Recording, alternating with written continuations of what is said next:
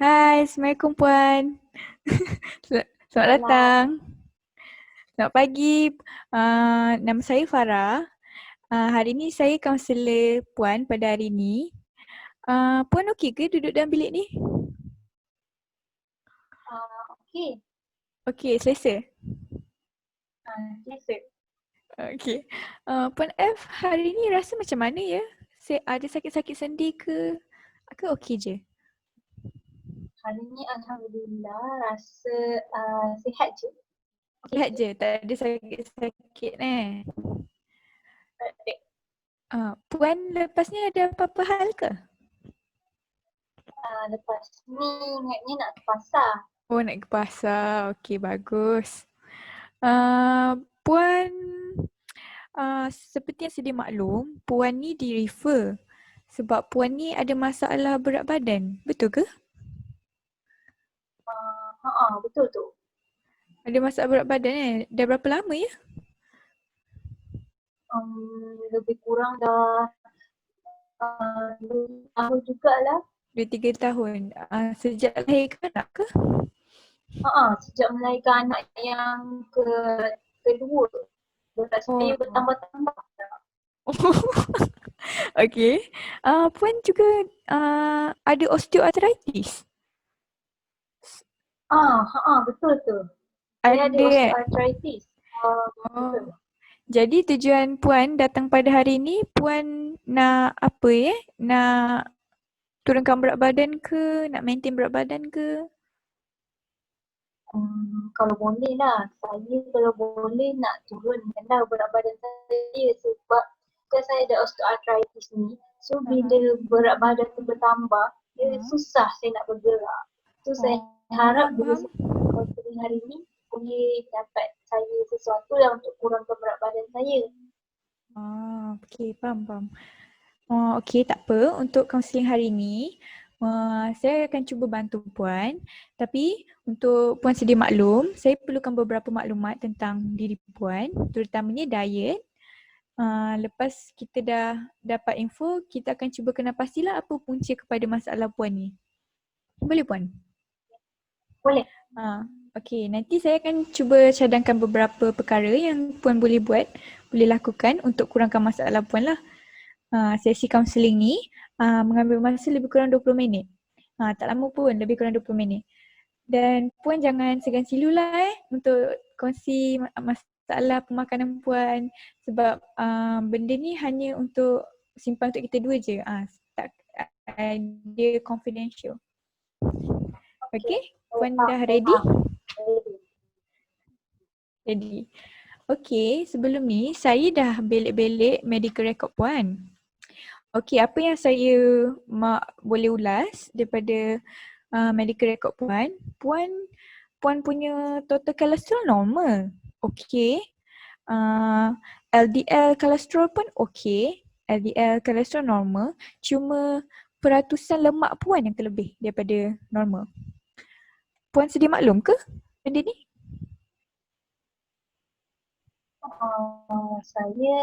Saya tahu je saya punya level tu tapi saya tak tahu dia lebih ke kurang ke.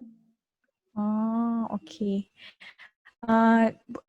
Dekat sini ada pasal triglyceride. Triglyceride ni sejenis lemak juga. Itu pun terlebih juga. Terlebih daripada normal. And HDL ataupun orang selalu panggil kolesterol baik pun kurang. Okay. Um, okay Puan, boleh saya tahu umur Puan berapa? Umur saya 45 tahun. 45 tahun. Puan tinggal seorang ke dengan family? Saya single mom. Jadi saya Aha. tinggal dengan parents saya dengan adik-beradik saya yang lain. Ada 3 orang adik-beradik saya yang lain. Oh, Puan ada anak? Ada 2 orang. 2 orang anak. Okay, 2 orang anak. Puan ada masalah depression ke, anxiety ke? Tak ada. Tak ada Okay. Okay, berdasarkan dietary recall yang Puan dah bagi, ni adalah overall pengiraan kalori Puan. Scroll bawah. Overall kalori puan ni adalah sebanyak 2,762.5 kilokalori. Ni adalah lebih kurang terlebih kalori lebih kurang 1,000 kalori. Puan terlebih 1,000 kalori sebab sepatutnya scroll bawah. Okay, ini sepatutnya berat puan 91 kg kan? Puan sepatutnya kalori puan ambil hanyalah sebanyak 1,828 hingga 2,285 kalori je sepatutnya lah. Jadi puan dah terlebih 1,000 kalori. So untuk turunkan berat badan, puan tak boleh turun berat secara drastik sebab bahaya untuk kesihatan puan ya. Jadi saya ingin suggestkan, cadangkan puan cuba amalkan sehari kalori puan sebanyak 2,263 kalori je. Cuba kurangkan dalam 500 kalori daripada kalori sekarang. Boleh puan? Rasanya macam boleh.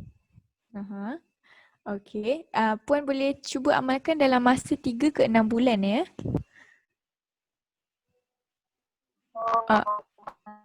Nanti Ni saya patut kurangkan kilo kalori tu lah. Nanti cuba kita tengok balik. Nanti kita akan buat follow up tentang berat badan puan ya. Okay, stop sharing. Okay. So puan dah sedia selepas puan tengok medical record puan ni, puan ada rasa nak berubah tak? Saya ada rasa nak berubah tapi saya tak pasti dah. Saya tak yakin dengan kemampuan diri saya sama ada macam ada perubahan ke tak kalau saya buat suatu diet ke. Faham? Ramai orang macam tu tapi tak apa. Saya ada beberapa cara untuk puan kawal berat badan. Okey, yang pertama yang selalu orang buat adalah control diet. Kawal diet pemakanan puan. Okey, kawal diet ni macam-macam puan boleh buat. Satu, puan boleh kecilkan portion makanan puan Contohnya macam nasi 3 sendok kan puan selalu makan. Mungkin puan boleh kurangkan kepada 2 sendok ke 1 sendok setengah. Macam tu lah, kurangkan sikit. Okey. Lepas tu kalau puan boleh juga buat pemilihan yang lebih sihat. Contohnya puan selalu guna susu pekat kan? Kan? Puan boleh tukar kepada susu rendah lemak.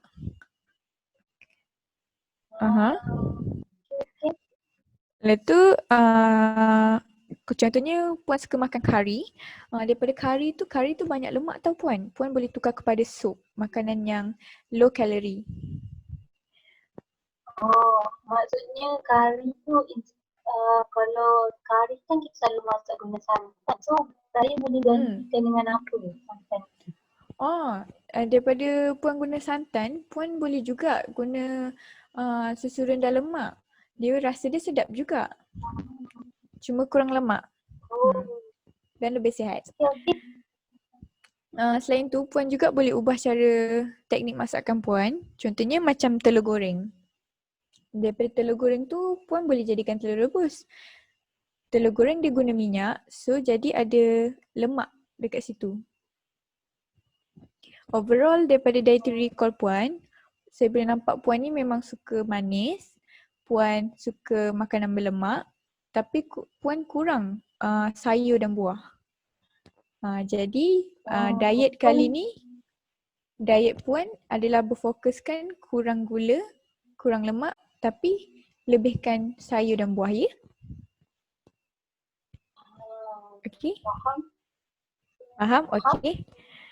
Kalau dari teknik masakan, contohnya ikan goreng puan boleh tukar kepada steam, kukus, ikan kukus. Puan boleh belajar teknik masakan baru daripada YouTube. Banyak orang sekarang kongsi resepi.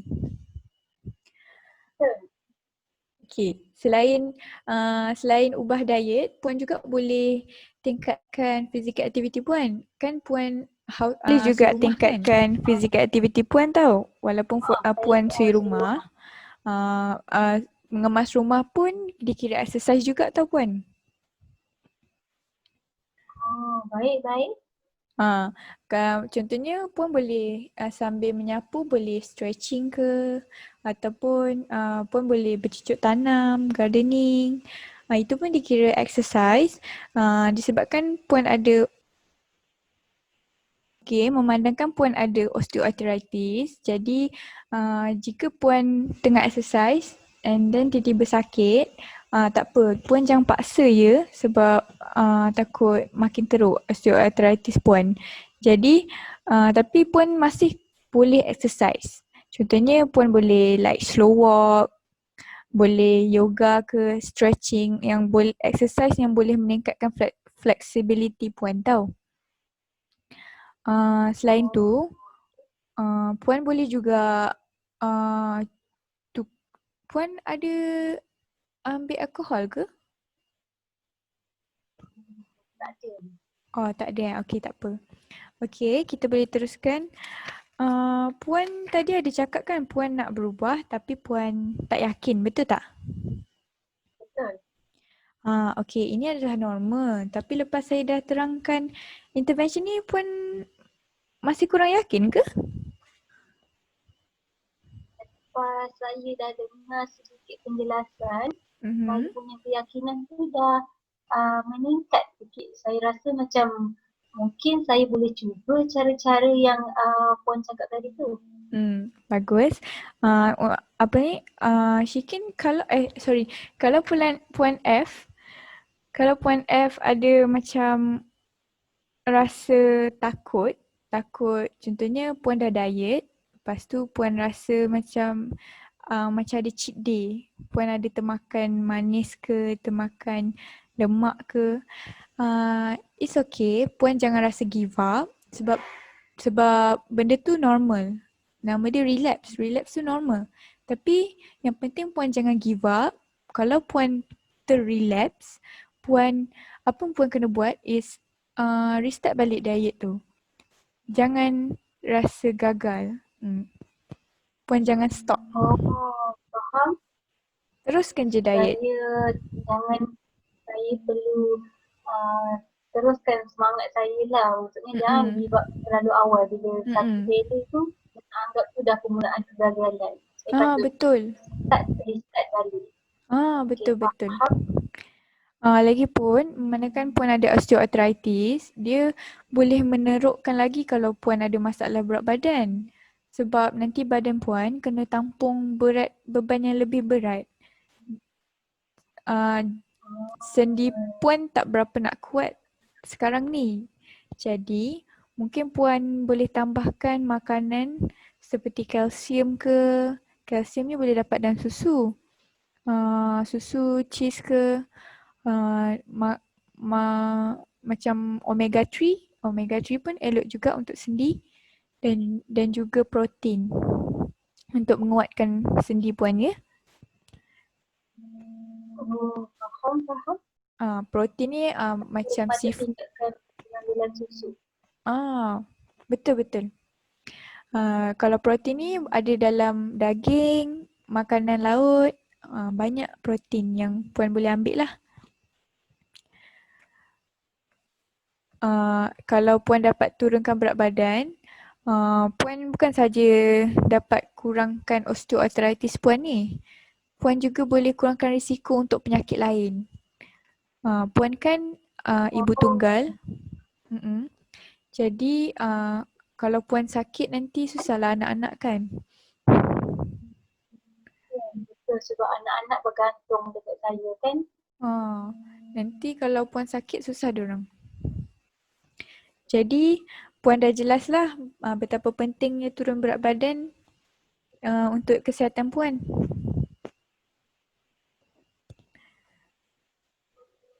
Syikin? Saya dah bertambah saya punya penjelasan tentang cara-cara saya nak turunkan berat badan tu dah meningkat sedikit sebelum saya datang sesi kaunseling. Oh, okey, bagus. Kalau nak cari role model, contohnya macam Puan kenal Zulin Aziz? Uh, yang pelakon tu ya. Zulin Aziz tu, dia dulu ada masalah berat badan juga. Tapi lepas dia mengamalkan diet dan exercise, lepas 6 bulan macam tu dia dapat kurangkan berat badan dia. Sekarang dia dah langsing. Jadi Puan tak perlu give up ya. Sebab benda tu tak mustahil.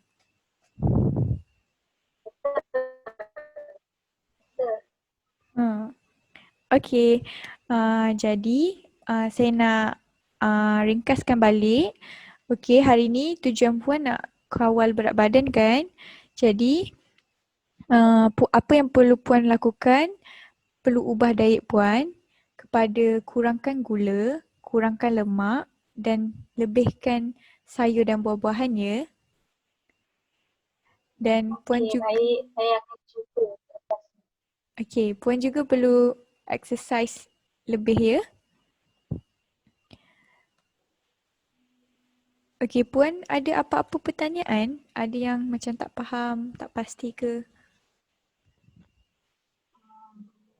Setakat ni setelah penjelasan yang diberikan, setakat ni saya faham semuanya. Hmm. Okey, kalau anda kata Puan ada masalah, Puan boleh bila-bila masa je boleh contact saya balik. Nanti kita boleh arrange meeting macam ni and saya boleh tolong Puan lagi. Oh, okey, okey. Uh, Hmm. Boleh saya tahu berapa tempoh masa yang sesuai untuk saya turun berat badan? Tempoh masa sesuai adalah antara 3 bulan ke 6 bulan.